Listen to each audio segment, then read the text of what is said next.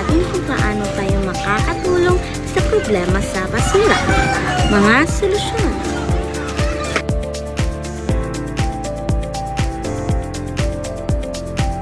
Community Cleanup Drive. Sumali sa mga cleanup drive sa inyong komunidad.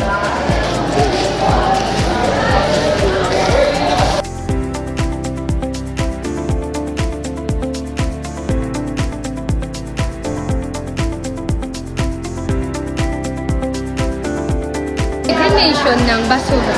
Pag-iwalay mga nabubulok, di nabubulok at recyclable.